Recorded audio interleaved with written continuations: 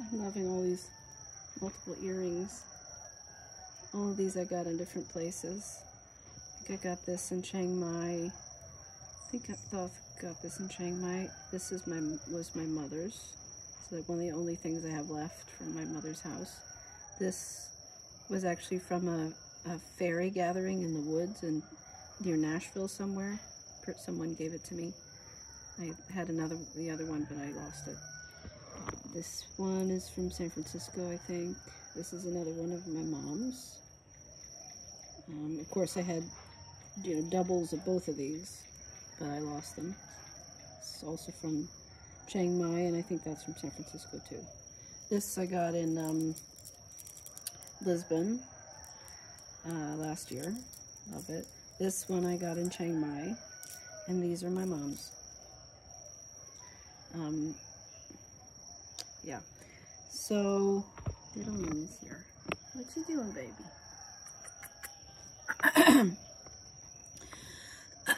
So I just had a beautiful run. It's what time is it now? I don't even know. I think it's 8 o'clock. I got up at around 6, and I really haven't been able to get up that early in quite a while because I was so ill.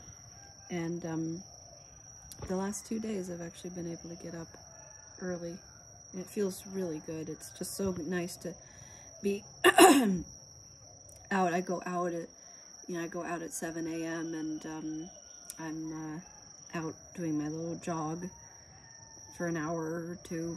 And this morning I was back before 8 o'clock, so it's probably 8:30 now. I don't know, actually. The other day when I was out with Bunny having dinner somewhere, at a place called Mother. I was just starting to get sick. That was maybe 3 weeks ago now. And I wanted to take him to this restaurant that I seemed would be nice. And we were just quietly sitting there for the entire meal because I was feeling so unwell. And we had this beautiful drive on the motorbikes to the restaurant through the rice fields during the sunset, and it was just glorious. And after that, pretty much after that, I was sick forever. But I remember that one thing that happened is that after our dinner, there was this group of women who were from all over. I think most of them were from the United States, some of them were from Europe, and they were there. They were having a boozy dinner for a writer's retreat that they were on. And one of the women just started talking to Thoth, and I just suddenly started like singing full voice for the whole table, which was pretty cool. And I remember I was telling people, like they were looking at my jewelry and saying, "Oh wow, this is so fun," because I always wear like mix and match jewelry and stuff. And I was telling them where each one of them was from, and they were like, "You've been to all those places?" And I was like, "Yeah." So it just made me realize what an interesting person I must seem like to people who don't know me. And when they meet me and they learn just like a little bit of information about me and my life, just that I've traveled so many places, and they were really surprised that I was 36. They thought I was in my 20s, or they said they thought I was 16. So I find that interesting. That's happening a lot these days too, is anybody that we interact with, some people will respond to, everybody always thinks Thoth is younger than he is. He's 70 and he seems more like he's 45 or something.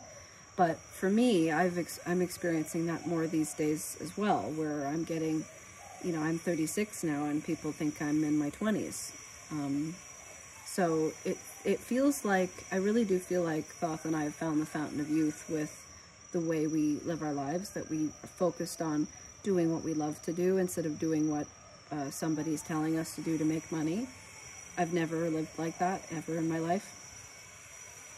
So I think that's created like a fountain of youth kind of experience for both of us. I've seen that with him, where people are shocked and amazed by how young he seems and how old he is. But now I'm experiencing that with myself, so I find that interesting. when I was on my jog this morning, I was thinking about how before I was ill, I was having a lot of really angsty, negative, upset feelings and thoughts that were really bothering me. God, this chainsaw is... sorry, I needed to get away from the noise. Yeah, but I was thinking about how much my angstiness and sadness and frustration, I had a lot of frustration I was focused on before I got sick. I was really preoccupied with the fact that we're not performing anymore, we're not playing music together, we're not out performing and making money from performing. I was really preoccupied with that fact. And it, it really has been, it's nearing on 3 years, I think, since we've actually made a living as musicians. That used to be the way we made a living. And it disturbed, I was very, very preoccupied with that for a while and disturbed by it and feeling like I'm somehow less than because, you know, Western society influence tells you that if you're not making money from what you do, then you're obviously worthless.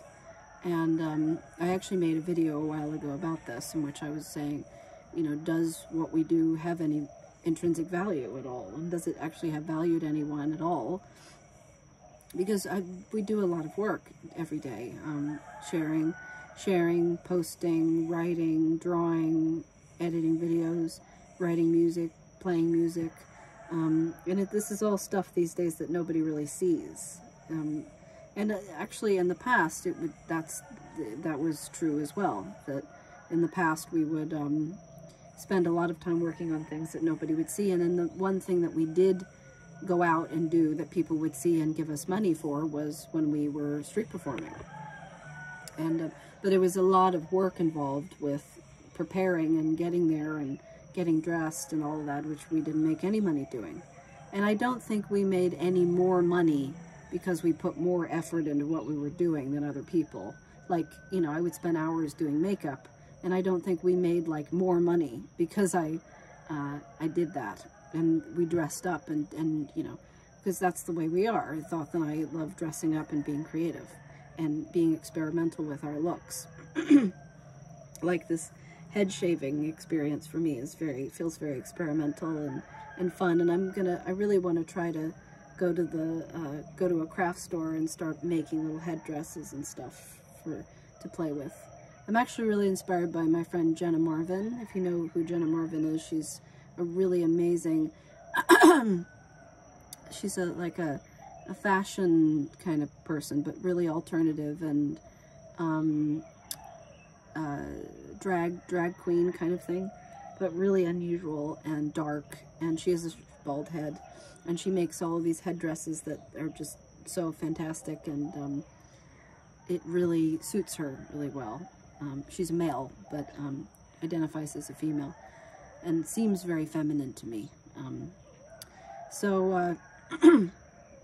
Yeah, it's been interesting for me to, ever since I have been healing from my illness, I've really come to a space of like, I actually feel a lot more at peace with my life day to day. I was talking in a previous video about coming to terms with my life and trying to be more at peace with the way my life is, because I feel like I've been resisting the way things are for a really, really long time. The transition that I've been through, where I was once a struggling street performer, street musician, trying to, you know, living hand to mouth, trying to survive, to now living in a foreign country where I can live comfortably and don't have to focus on money or working. But also giving myself some credit for the fact that I got us here, because it wasn't easy to get us here and get, you know, all the places we've been. If you look back through all of the older videos, you can see that we've been a lot of places in the last couple of years. We ended up in Bali, and then to have decided to move here was a big decision. It was me having to find a way to get us the right visas and pay a lot of money for them. They were expensive. They were like $2,500 $2,500 for both of us, and including Thoth having to leave the country and come back on his own, which was completely scary and weird for me because I've never been alone in a foreign country. I had to spend a day by myself when we were living at another house on the rice fields.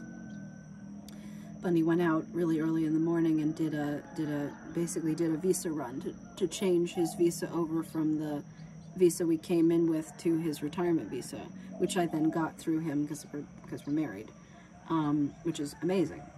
But it was pretty crazy, and I was so, you know, I was so prepared to be freaked out and lonely that I took Mimi, my little puppy, I took her all the way to East Bali on a motorbike, on the back of a motorbike, which was like a 2-hour drive. And then I hung out at this lovely little,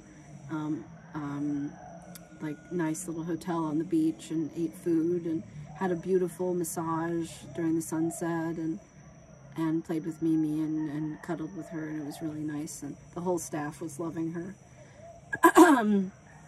But I basically didn't hear from Thoth for most of the day because he doesn't have a phone. He has chosen, you know, all of his life to not have a phone of his own. Here he comes. So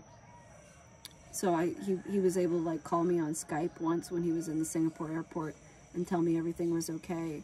And then he came home at like, you know, he got back at like 10 o'clock at night, and our host had driven him on his fucked up motorbike all the way back from Denpasar airport. He's a boy. I see the boy. Feeling good? Feeling good? Yeah. Better. Better. There he is.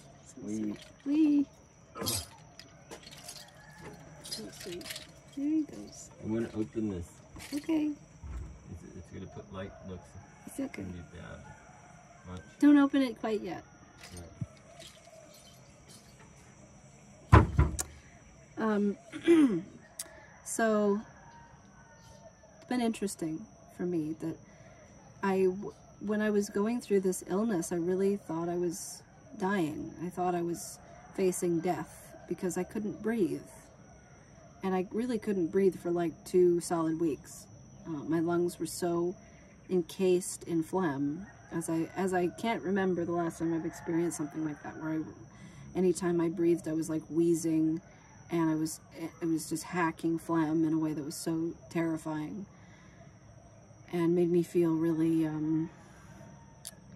alone and scared, and because I was totally alone in the process, even though Bunny was there taking care of me, helping me when I had a fever and putting a cold compress on my head and watching over me. And he held, like, I had a moment when we came back from the doctor after, I think we went to he like insisted that we go to the doctor like maybe 2 weeks or a week and a half into my illness because I still wasn't better.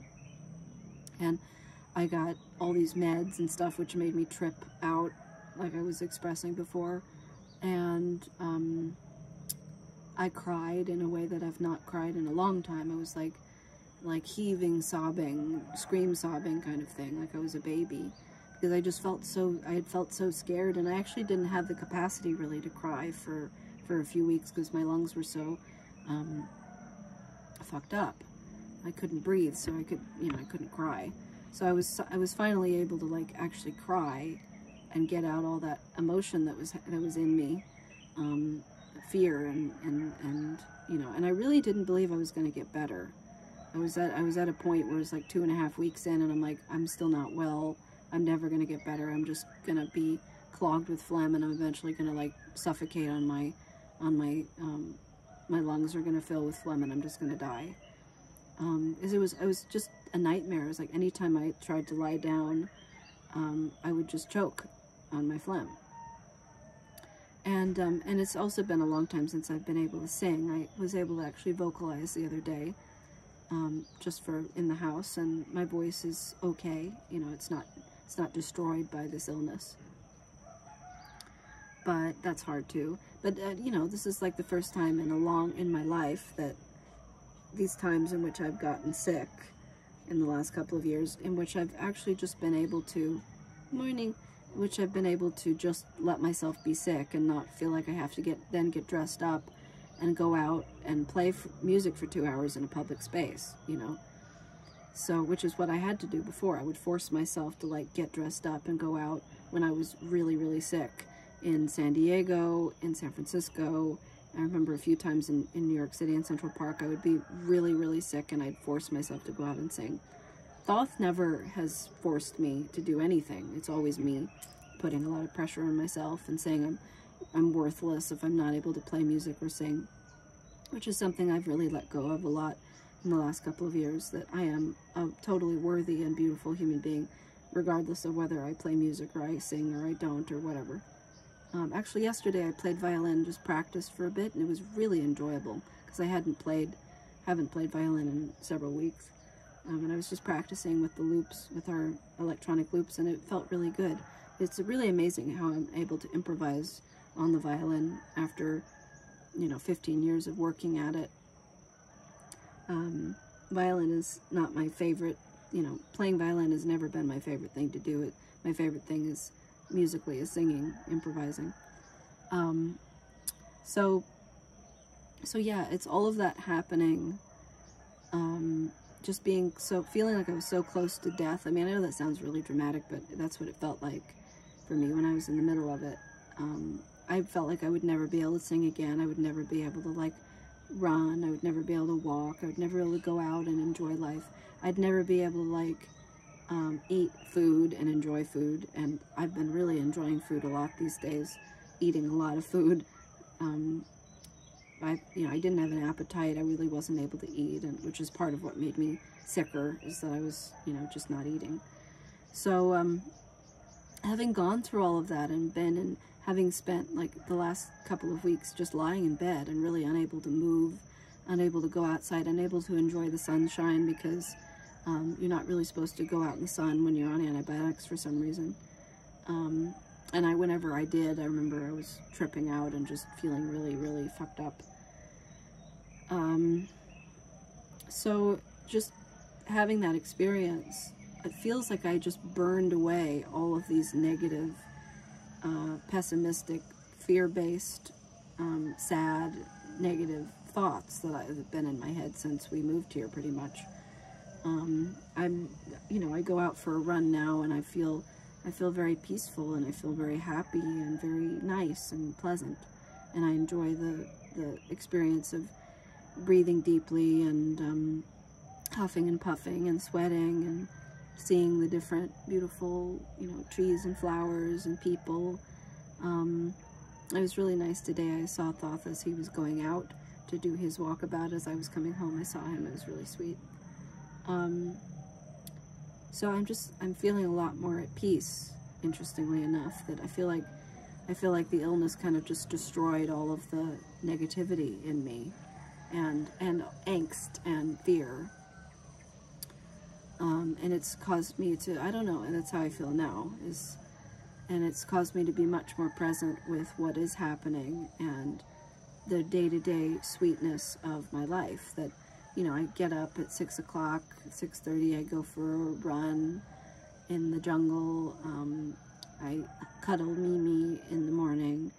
I have a nice shower that's really hot and comfortable, and then I make a lovely smoothie bowl, and Bunny comes home and he does his talk on the porch and has tea, and then we sit for many hours and work on projects, and I have been drawing like crazy and having a really good time with drawing also, which is so lovely for me. I wasn't able to draw most of the time I was sick. So drawing is a really nourishing inner work thing for me that I get to do. It's a quiet, creative practice that I've always done ever since I was little. And I really enjoy it because it's a solitary experience. And to be honest, I'm really enjoying being solitary. I'm really enjoying just being on my own. Like the other day I went grocery shopping by myself, and it's just so nice to just be quiet in a space where there are other people. And if people talk to me, or if I interact with people, I'm nice and friendly and will smile and laugh and say hello and, you know, enjoy that interaction. But I'm not feeling a need for interaction with people, which is great for me, because a lot of my career was centered around having to go out and being seen by a lot of people and stared at by people and scrutinized by people. And I'm not doing that anymore. I'm actually finding it really enjoyable to not go out and perform all the time.